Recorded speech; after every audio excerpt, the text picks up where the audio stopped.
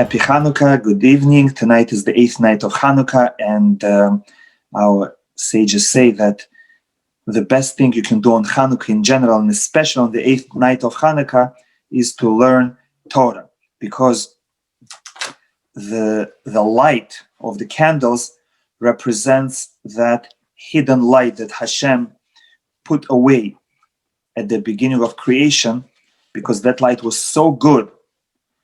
And Hashem said that the creation, the world, is not ready for that light yet.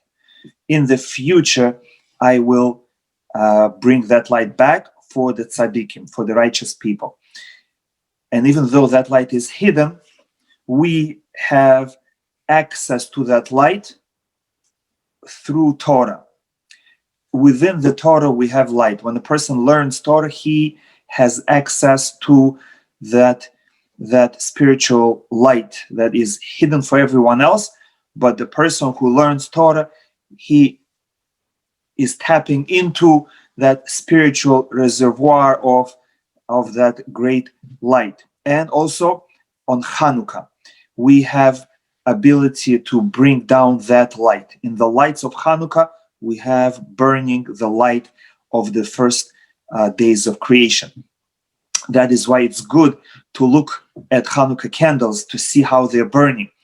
And when you have Hanukkah and you're learning Torah, then you have a square light square, which means you have a much higher dose of that light coming in to your neshama.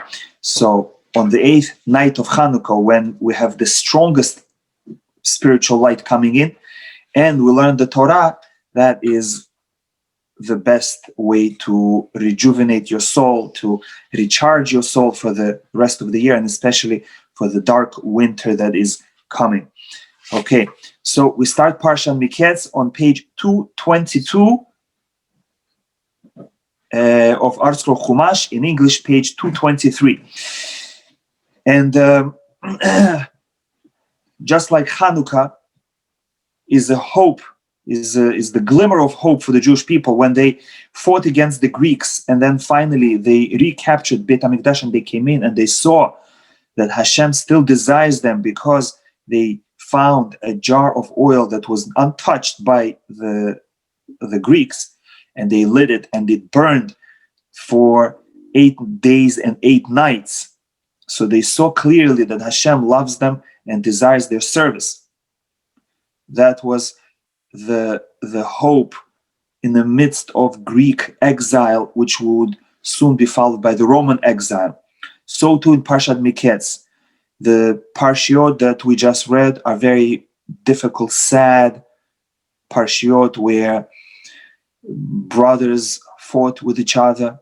They sold Yosef. We learned about the life of Yosef, his difficult years in prison. And the parshiot that are following this parsha are also difficult. The Jewish people are coming to Egypt, and slowly they become enslaved, and they cry out to Hashem from pain and suffering. But Parashat Miketz is a glimmer of hope when the brothers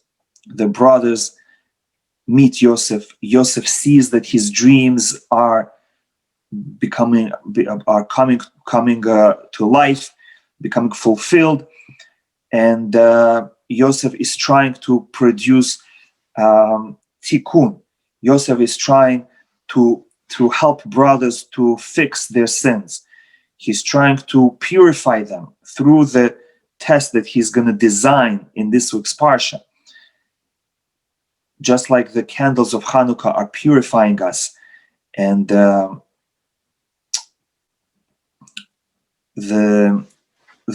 the sufferings that we have throughout ages are because of the incident between the brothers.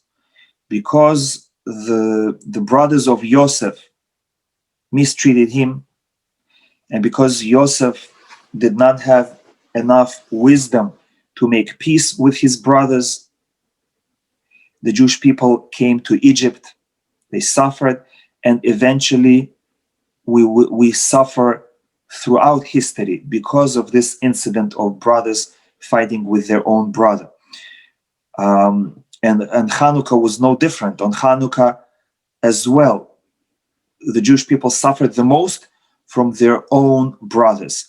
Those Jews who embraced Greek philosophy and became Greek, they fought against Judaism the most. The Greeks could have left us alone, but because within Greeks there was Jewish influence, that's what caused the evil decrees and the war, which was also a civil war, that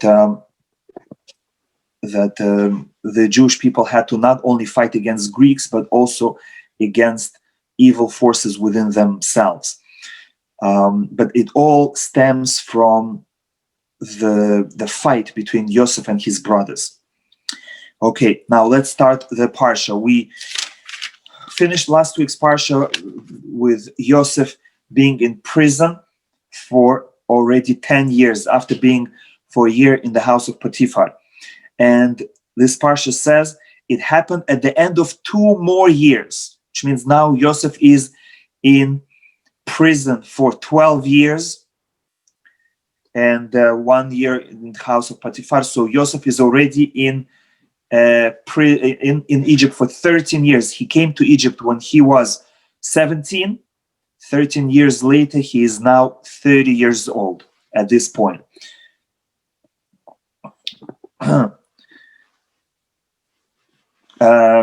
Someone is asking question, what do I mean that because of Yosef we're suffering? It's not because of Yosef, but rather, as it says, it takes 2 to tango. It's because of Yosef and his brothers. Yosef's fault in this was that he did not give the benefit of the doubt to his brothers, and he shared information about their behavior with his father without first checking out if his impression is correct, and later, not realizing that he is hurting the brothers, he related to them his dreams. So that was his part in this. And of course, brothers, they became jealous that Yaakov treats Yosef better. And the fact that Yosef is bragging about his dreams, which indicate that he is going to rule over the brothers, they felt that he was trying to damage their image in the eyes of Yaakov, and he was trying to get rid of them. So brothers therefore felt that they are justified in killing Yosef. So again, because of this miscommunication and unwillingness to make peace between brothers and Yosef, that's why all troubles happened in Jewish nation. And one more question. So somebody's asking a good question. Wasn't it already predetermined that Hashem said to Abraham that his children will be slaves in a land not their own? Yes, that's true, but it did not have to happen because of the fight between the brothers. Although the Midrash does say that the fact that Yosef was sold into slavery in Egypt was good for Yaakov ultimately, because he came to Egypt as a nobleman,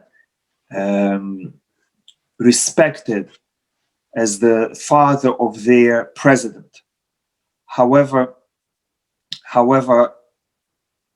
that was just an ultimate fortunate outcome of the sale. But the whole fight and the sale of Yosef and Yosef's suffering in Egypt could have been avoided. And it's true, the Midrash says that if not for Yosef, Yaakov would have to go into exile in Egypt in chains. Yes, it would have been not good for Yaakov, but for the Jewish people in general, it would have been good. They would go through the exile in Egypt, and they would come out and receive the Torah, and they would become a great nation. We are a great nation already, but we would become a nation that did not have fights, even while the Jewish people were in Egypt. They were fighting with each other. When they came out of Egypt, they were fighting with each other. They made a golden calf because of that. And later, rebellions and fights, and the temple was destroyed because the Jewish people were fighting with each other mainly. So again, whatever happens, Hashem can turn it for the best, and for Yaakov it was for the best. But again, it could have happened in a different way, and the prophecy would still have been fulfilled. Okay, now 2 years later, Paro was dreaming, and in the dream, he was next to the river. Why next to the river? As we will see later, Egyptians treated the river as their god, and Paro said that he is the master of the river. Paro claimed that the river is a god, and he is a greater god. He claimed that he created the river. He claimed that not only he created the river, he created the universe, and he said he even created himself. As absurd, as illogical as it may be, but Egyptians fell for it. So Hashem sent him a dream specifically by the river, saying to him, you think the river is a god? Look what's going to happen with the river. And he saw 7 beautiful cows, and later from the river came out 7 skinny cows, and those 7 skinny cows devoured the 7 fat cows. So it showed him that the river itself is going to produce hunger. So don't think the river is a god. And then he saw a second dream of stalk of wheat. And this, there were, on a regular stalk, there is only one ear of grain, what is called ear of grain. There is a stalk, and then on top there is a bunch of grain. And this stalk that he saw was special, that there was one stalk, but from it came out like 7 branches. This is like another hint in the Parashat to the menorah. The menorah in the Beit HaMikdash had 7 branches. So here you have a stick with 7 branches coming out of it, and 7 ears of grain on a single stalk, and it was healthy and good. And then from the same stalk came 7 parched, skinny, damaged ears of grain, and they swallowed up the 7 healthy ears of grain. And then Paro woke up and he realized this was all a dream, a double dream. And all the necromancers of Egypt and all its wise men could not interpret the dreams to Paro. And Paro was concerned. He realized that something is going to happen. So the butler spoke before Paro, and he said, when I was in a prison, there was with us a Hebrew youth who was a slave of the chamberlain of the butchers. And when we had a dream, we didn't know its meaning. He interpreted it for us very well. And it happened exactly how he said it to us. And in verse 13 on page 225, he says, and it was that just as he interpreted for us, so did it happen. Me he restored to my post, and him he hanged. The chamberlain of the bakers he hung. Now a question is asked, what do you mean? Me he restored to my post. How did Joseph restore the butler to his post? and him he hanged. How did Joseph hang the baker? All Joseph did was tell them what the meaning of the dreams was. Why does the butler say that Joseph is the one who restored him to his post and he hung the baker? And the answer is that the butler is teaching us an important trick, a lesson about dreams, that dreams go after their interpretation. The way the dream will be first interpreted, that's the meaning of the dream. Since Joseph interpreted the dream this way, it had to happen. Therefore, our sages say, if you have a dream, make sure to go to somebody who likes you and ask him to interpret your dream. This way, he will interpret it for you favorably, and then your dream will have a favorable meaning. And it's an important lesson in general that you should always say good things, because you see that whatever you say will happen. So sure was the butler that it was all Joseph's words, that he said that Joseph actually did it. Not Paro, Joseph restored me to my post. So we have to keep that in mind and only say good things, because whatever we say, that's what's going to happen. You say good things will happen to you. You say positive, you are happy, then happiness and positivity will enter your life.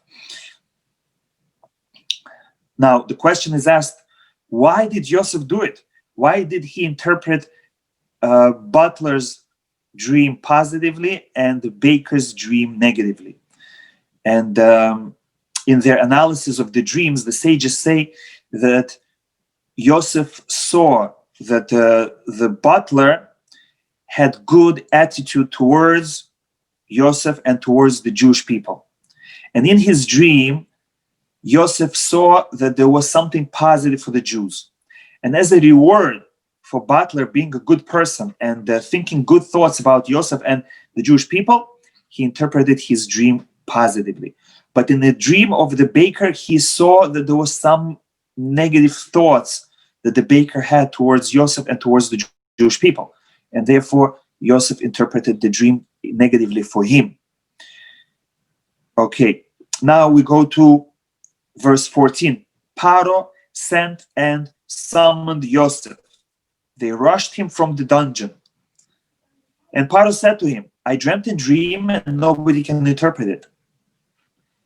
Joseph said, God will respond with Paro's welfare. Joseph said, I'm not taking any credit. I don't interpret dreams on my own, but rather Hashem inspires me. And now Paro related his dream to Joseph in verses 18 through 24. However, if you analyze the dreams, you will see that there are some inconsistencies between Paro's relation of the dream and what he actually saw. And the commentators say that he changed the dream on purpose. He wanted to test Joseph to see if he is for real. So he told him the dream slightly changed, in a changed way. But Joseph saw it right through, and he told Paro about the mistakes that he made in his story. And Joseph interpreted the dream for Paro on page 227, verse 25. Joseph said to Paro, the dream of Paro is a single one. It's not two dreams, it's the same dream in different language. And he'll say later why. Why did Hashem send him two dreams with the same message? And he said both dreams are describing what's going to be in the next 7 years. There's going to be plenty, great wealth, And the following 7 years, represented by the 7 skinny cows and the 7 bad ears of grain, are going to be the 7 years of famine. And in verse 29, Yosef now says what Paro should do. First, he says, 7 years are coming, a great abundance. Then 7 years of famine will arise after them. Why did Hashem give you the dream twice? In verse 32, as for the repetition of the dream to Paro 2 times, it is because the matter stands ready before God, and God is hastening to accomplish it. If a person does not pay attention to the dream, Hashem repeats it. Or if the message is urgent, he repeats it twice. Like when Hashem spoke to Avraham, he said, Avraham, Avraham, in order to stop him from killing his son Yitzhak. Or when Hashem spoke to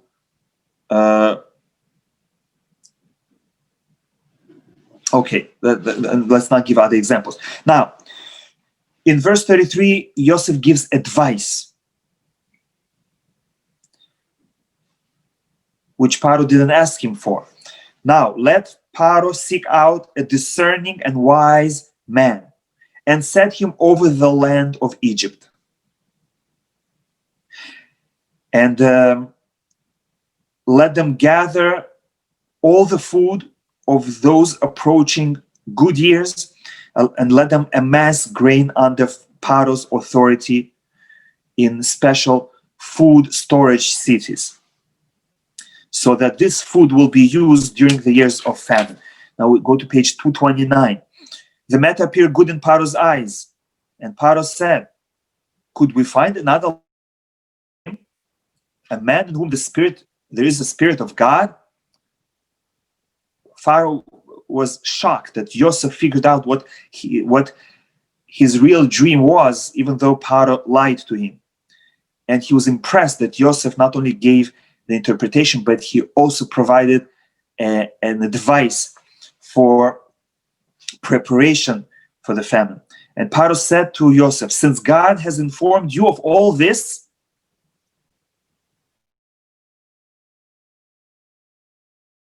discerning and wise as you shall be in charge of my palace, and by your command shall all my people be sustained. Verse 42, and Paro removed his ring from his hand and put it on Yosef's hand. Yosef's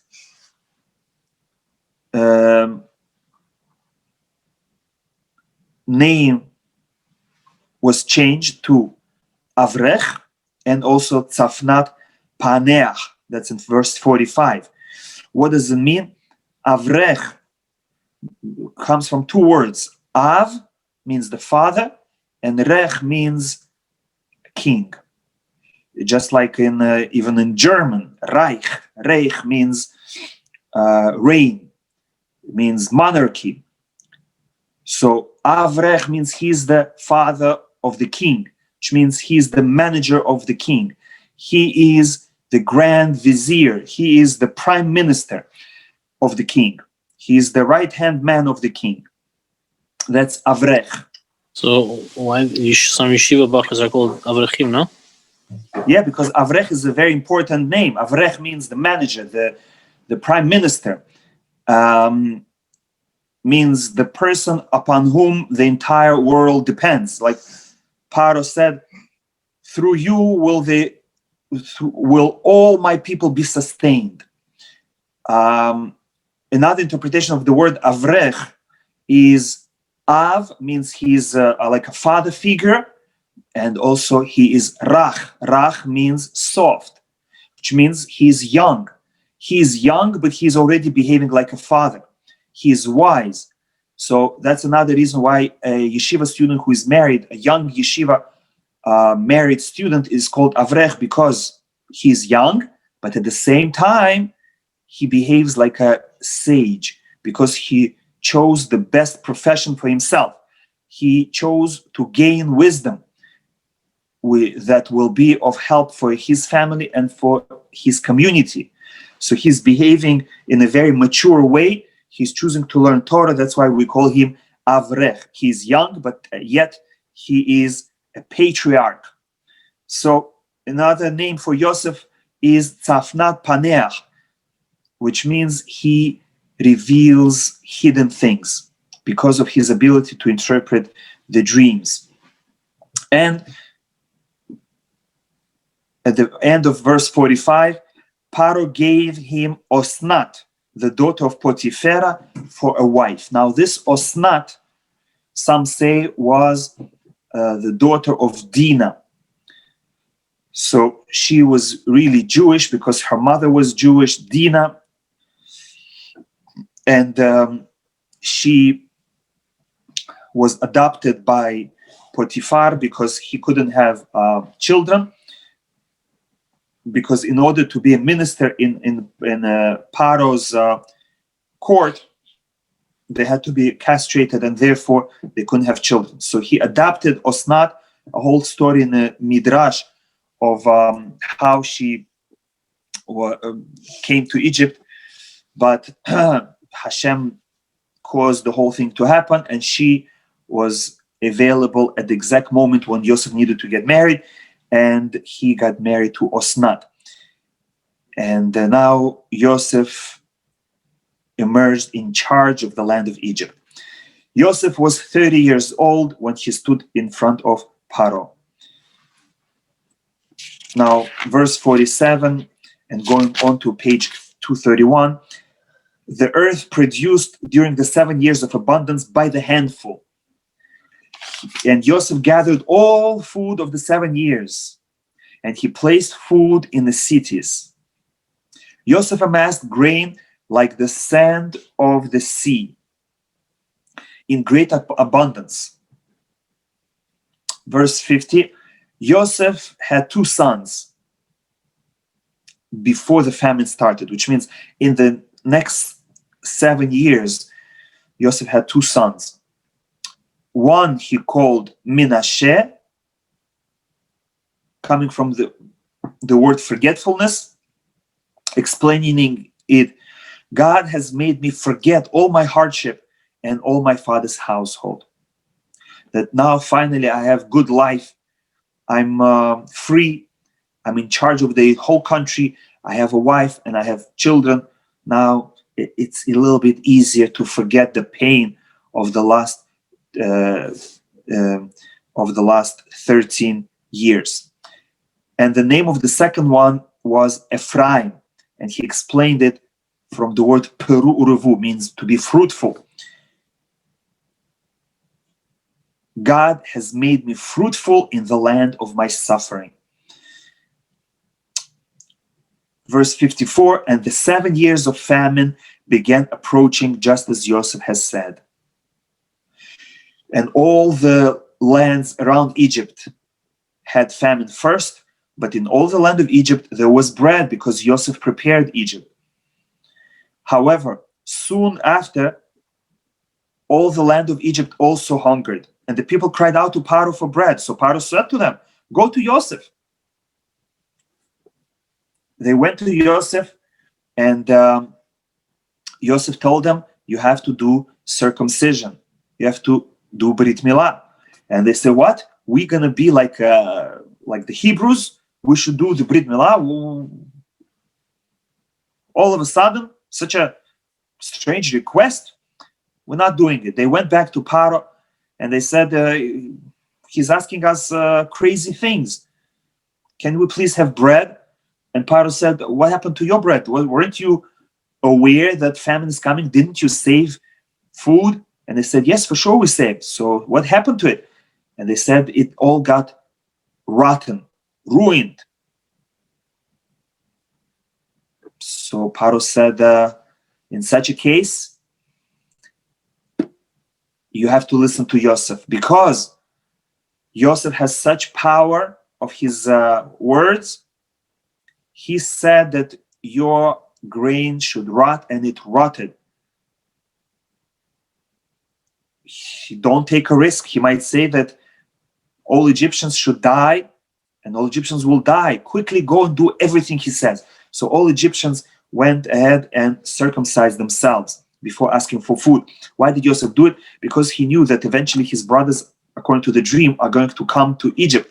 And he didn't want the Egyptians to make fun of the brothers, that they are foreigners, that they are illegal aliens, and they don't have rights.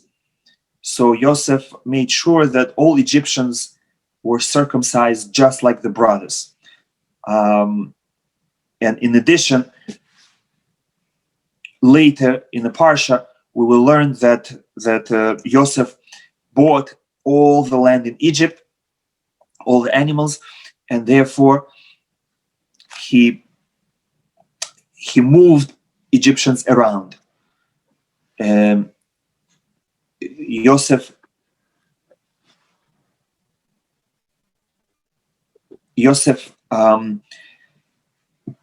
didn't want the Egyptians to stay in the land, even though he bought it from them. He allowed them to continue farming, not as slaves, but as free people, with just paying the government 20%. But he didn't want them to stay in their own land, because eventually they'll feel that it's their land. And then when the Jewish people come, they'll call them that they are coming into their land, that they are aliens. So he moved all Egyptians around, so that when the Jewish people came, everybody felt strangers in the land, not their own. And so the Jewish people would feel the same as everyone else. What I told you about the Brit Milah is not in the literal words of the Parsha, but it is in the Midrash. Okay, now, Joseph opened all the containers and sold provisions to Egypt. Verse 57, and all the earth came to Egypt to Joseph to buy provisions, for the famine had become severe in all the earth. Page 233. Yaakov said to his sons,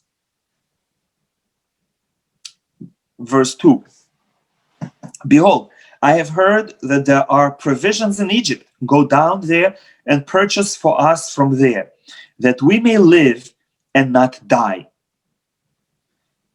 So Joseph's brothers, 10 of them, went down to buy grain from Egypt. But Binyamin, Joseph's brother, Yaakov did not send along with his brothers, because he was the youngest, even though Binyamin at this moment, by the way, this is already 7 years after the plenty, and plus another 2 years, so this is 9 years later. Joseph is now 39, and Binyamin is about 7 years younger, 7 or 8 years younger than Joseph. So Binyamin is only about 31, 32, but he's already a grown-up man.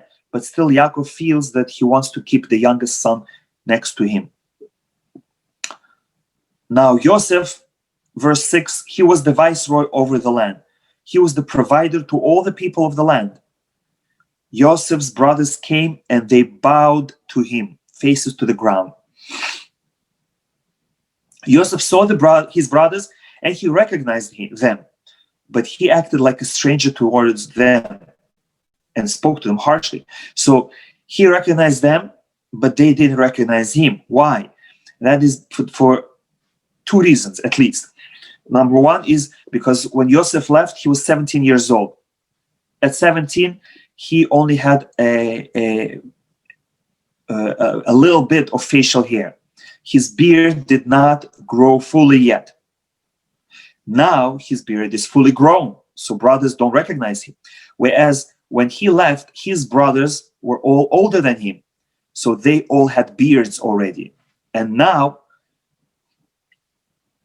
22 years later, they're still young, in their late 30s and early 40s, so they're still young, still black beards. And so he recognizes them. They look exactly the same as when he left them. That's reason number one. Reason number two is because Joseph is expecting the brothers to come. He knows that the famine is in the whole land, and that people from all over are coming.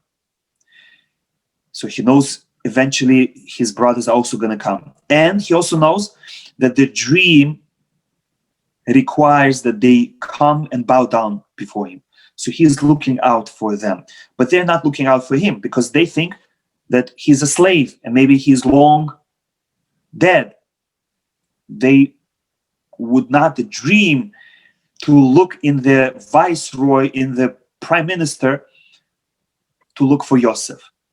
They thought we'll go to slave markets, we'll go to plantations, and we'll look for Yosef there. Now, he told them on page 235, he said to them, "You are spies. To see the land's nakedness have you come, to see the weakness of the land, from which part you can attack it."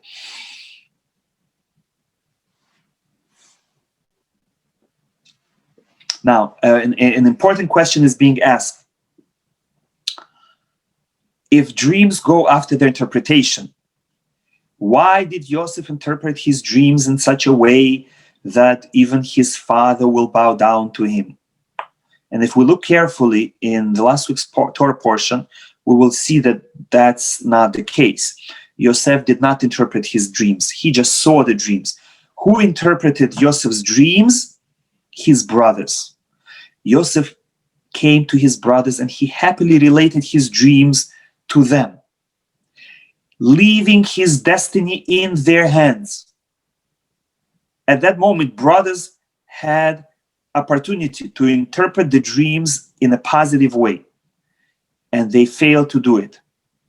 The brothers could have said, "Oh, you saw a dream that 11 stars are bowing down to you, and the sun and the moon.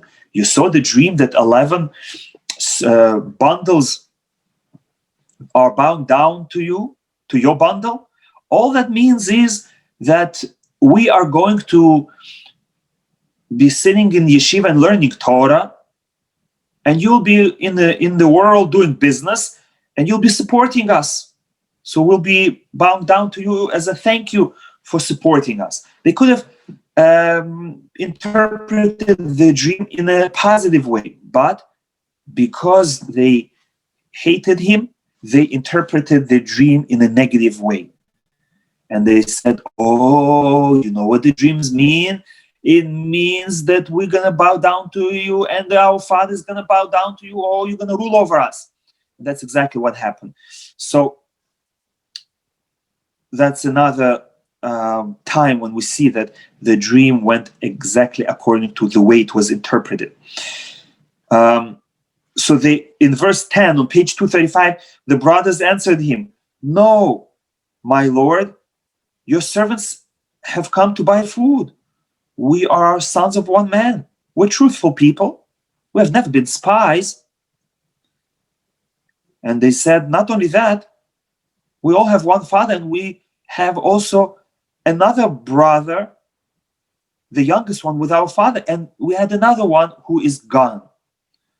So they told him, "We want to prove to you that we are honest, so we will even tell you information about our family, private information."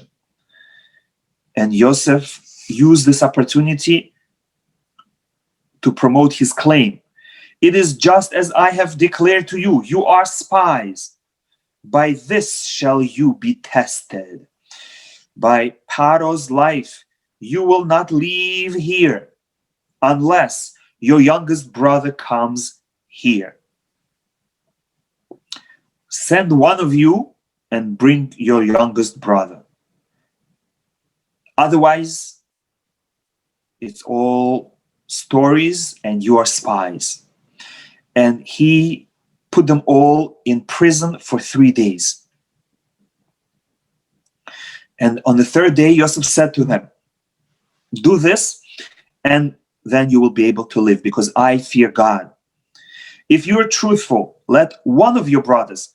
So now he is showing them more leniency. Until now, he said, "Let one brother go, and 11 and 9 will be imprisoned until he comes back. Now he said, all of you can go, only one of you I will keep. And bring your youngest brother to me, so your words will be verified, and you will not die. Page 237. They then said to one another, indeed, we are guilty concerning our brother, inasmuch as we saw his heartfelt anguish when he pleaded with us, and we paid no heed. That is why this anguish has come upon us. So they're now doing teshuvah. They are regretting that they were not merciful when Yosef was crying. And Reuven spoke to them and said, didn't I tell you not to kill him? And you didn't listen to me. Now his blood is being avenged. They didn't know that Yosef understood them, because there was an interpreter between them. So Yosef was so touched by what he heard that of their sincere teshuvah, that he turned away from them and wept. And then he returned to them, and he took Shimon from them and imprisoned him before their eyes. He specifically took Shimon because Shimon was the one who, together with Levi, were against Yosef. As we said at the beginning of last week's Torah portion, that out of all the brothers, there were only two that were actually against Yosef, only Shimon and Levi. All the other brothers sympathized with Yosef and wanted to help, but just because of their fear that they will be ignored, they stayed quiet. Only Yehuda and Reuven said something, but even they were scared to say it fully, so they limited their attempt. That's why Reuven only said, let's put him in a pit instead of killing him, and Reuven was hoping to come and secretly take him out of the pit, but Reuven was afraid to say it openly. And Yehuda also, instead of just saying, let's return him to the father, he said, let's sell him instead of killing. So Yosef knew that it's Shimon and Levi who were the ones that actually sold him. So he said, I'm going to divide them so that they don't think of another trouble, and also as atonement for Shimon, that Shimon should suffer a little bit as atonement for his deeds. Yosef commanded that their vessels be filled with grain and that their money should be secretly put into their bags. This is going to be part of their next test. They loaded their purchase onto their donkeys and departed from there. And when one of them opened his sack to feed his donkey, he saw that his money was there. And they were shocked. They understood that now they are very vulnerable. They might be accused of theft or of not paying. And they said, they turned trembling to one to another and said, what is this that God has done to us?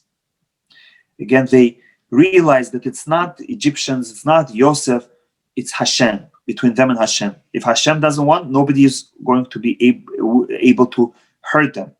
That's why when they're in trouble, they do teshuvah. When they're in trouble, they say, what is Hashem doing to us? They came to Yaakov and they told him of all that had happened to them.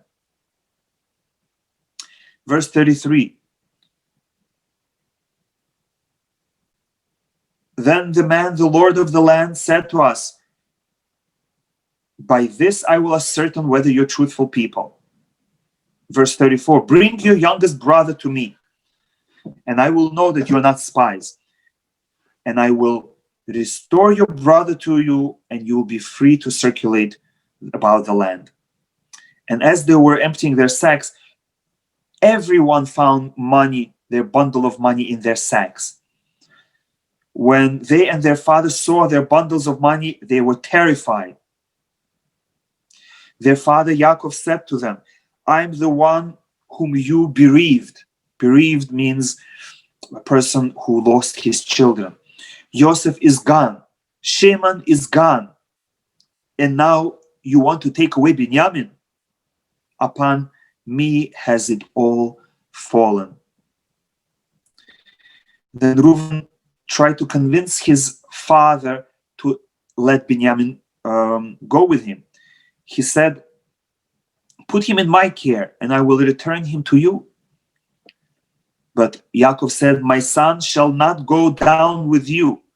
His brother is dead and he is alone left to me from Rachel. Should a disaster befall him on the journey which you shall take, then you will have brought down my white hair in sorrow to the grave.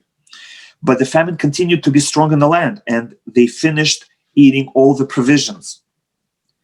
And now Yehuda speaks to Yaakov again, and he says on page 241, verse 4, if you are ready to send our brother with us, we will go down and buy you food.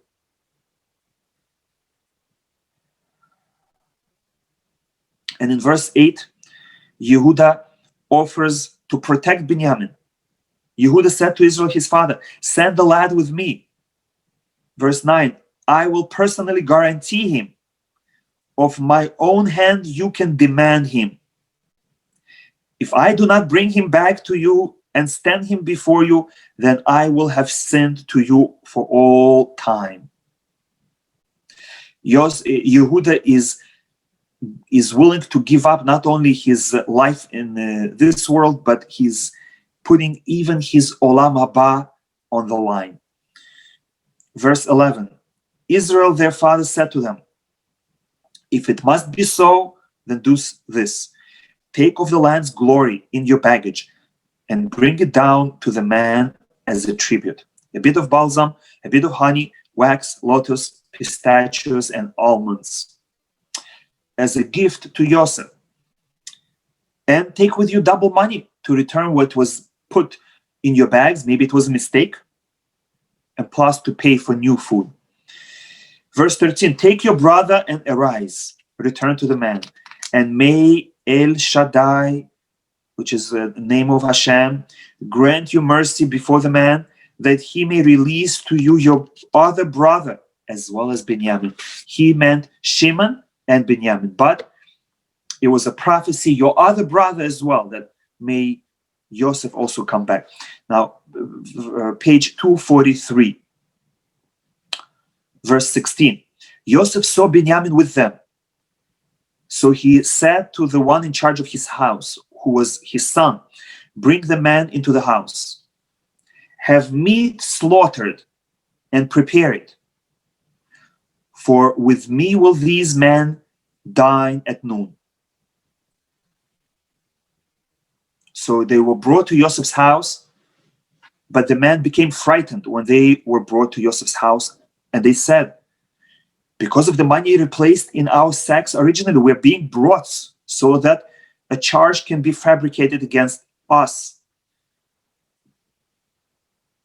So they approached the man who was in charge of Yosef's house, Menashe, son of Yosef, and spoke to him. And they said, if you please, my lord. And they told him the whole story, that they were falsely accused and that they are honest and they just bought food and they saw that the money was put back in their bags. And Menashe calms them down and says, peace with you, fear not. Your God and the God of your father has put a hidden treasure in your sacks. Your payment reached me. And he brought Shimon out to them. So he reassures them. This was again a plot of Yosef, that they should feel safe, and then Yosef can test them again. Page 245. When Joseph came to the house, they brought the tribute that was in their hands to him, and they prostrated themselves to him.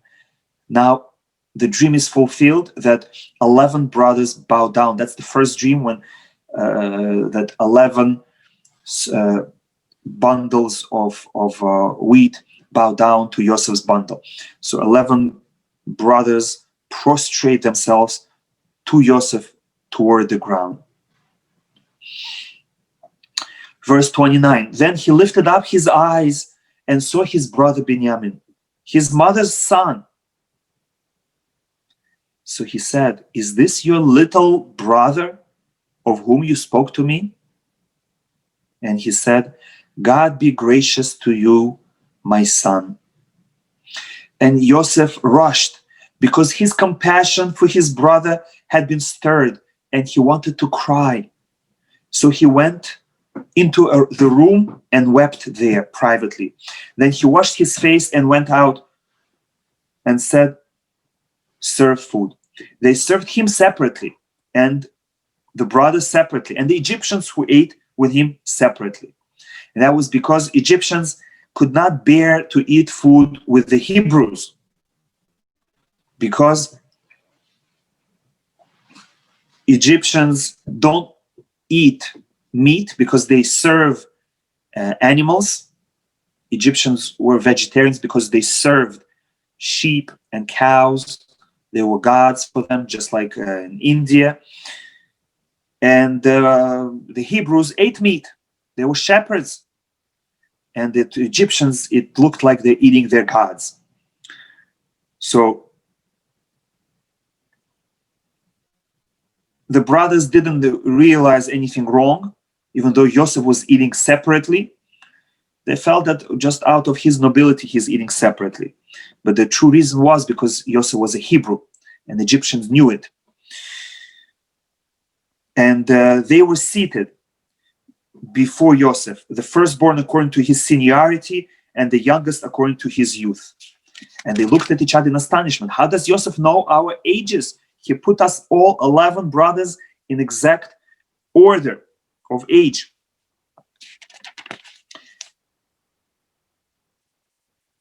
They drank and became intoxicated with him. It says that for the last 22 years, not Joseph and not the brothers drank any wine. This was the first time they drank together and became intoxicated. Page 247. Then Joseph instructed the one in charge of his house, saying, fill the men's sacks with as much food as they can carry, and again put their money back into the sacks, and put my goblet, my silver cup, in the sack of the youngest brother, Binyamin. In the morning they left, and Joseph said to the one in charge of his house, get up, chase after them, after the men, overtake them, and say to them, why did you repay evil for good? Is this not the cup from which my master drinks and with which he regularly divines, which means he does witchcraft and he predicts future with this cup? You have done evil in how you acted. He overtook them and spoke these words to them. And they said to him, why does my Lord say such things? We would never do such a thing. Look, even the money that we found last time we brought back to Egypt. Why would we steal anything? Anyone among your servants with whom it is found shall die, they said. Just like Yaakov, when Lavan accused Yaakov of stealing, Yaakov said, if you find your stuff, that person will die. That's how strong they were about not stealing. They all lowered their sacks to the ground and opened them. And they were surprised because each one found money in the sack, which was already not a good sign. The money that was supposed to be paid to the treasury of Egypt is in your bag. And the goblet was found in Binyamin's sack. They rent their garments. They reloaded their donkeys and returned to the city. And this is a test. Will they accuse Binyamin of theft? Will they allow Binyamin to remain a slave in Egypt? And that would show that they don't care about Rachel's children. And the reason why they fought Yosef was because he was Rachel's son. Or will they fight for Binyamin and not allow him to stay in Egypt as a slave? And that will show Yosef that either they repented, they did teshuvah, and now they protect Rachel's children, or that originally they had nothing against Rachel's children. It was just because of Yosef's behavior, his lashon hara and his thoughtless dream telling. That is why they were against him. Nothing to do with Rachel and nothing to do with Binyamin. So when Yehuda arrived with his brothers to Yosef's house, Yosef was still there. They fell to the ground before him. Yosef said to them, "What is this deed that you have done? Do you not realize that a man like me practices divination?" So Yehuda said, "What can we say to my Lord? How can we speak? And how can we justify ourselves? God has uncovered the sin of your servants." Again, they realized that no man can hurt them. Only God. "Here we are ready to be slaves to my Lord, both we and the one in whose hand the goblet was found." Yehuda was so embarrassed, and it was so unlike the Jewish people. Jewish people are not known for being robbers and thieves. He said, "It's such a shame for our family, we're willing to be slaves." But Yosef replied, "It would be sacrilegious for me to do this. Only the man in whose possession the goblet was found, only he shall be my slave. And as for you, go up in peace to your father." So here Yosef is presenting them with a test. Binyamin will stay, you can go. Will you leave Binyamin? Will you say, "Oh yes, he's a thief, just like his mother Rachel stole the idols of her father, he's probably the same"? Or will you fight for him? And thank God, in the next week's Torah portion, we will see that they did not abandon Binyamin. They fought for him. They passed the test. Thank you for joining me. Happy Hanukkah and Shabbat Shalom.